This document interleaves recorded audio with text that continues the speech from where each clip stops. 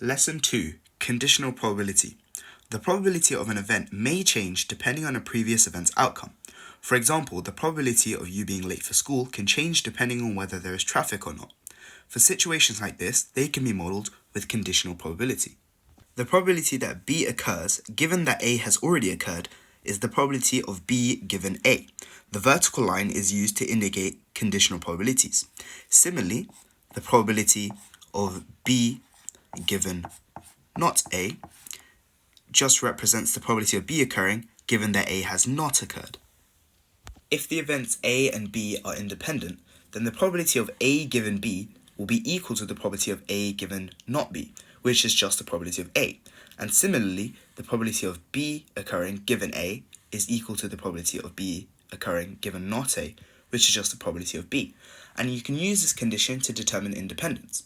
Some problems with conditional probability can be solved by using a restricted sample space where one of the events has already occurred.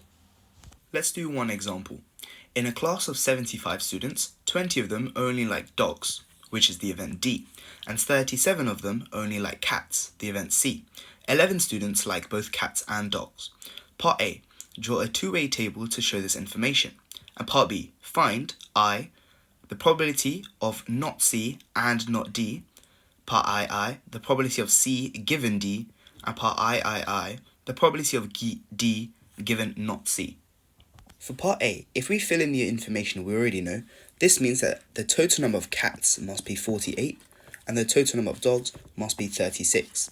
Since we know the total is 75, we can find the total for not C and not D, which will give us 27 and 39. And given that not D is 37 for C, that means for not C, it must be 2. And this is our two-way table. For Part BI, the probability of not C and not D will be the number of people who don't like cats or dogs divided by the total number of students. So it will be 2 divided by the 75 total. For Part II, because it's given D already occurs, we need to restrict our sample space so that we're only looking at where D occurs. Now the probability where C also occurs has 11, and the probability total of D is 36. So the probability of C given D will be 11 over 36. We do the same thing for Part III. We find where it's not C, so we restrict our sample space to this, and we can see that for D there's 25. So the probability of D given not C will be 25 over 27. And that's about it.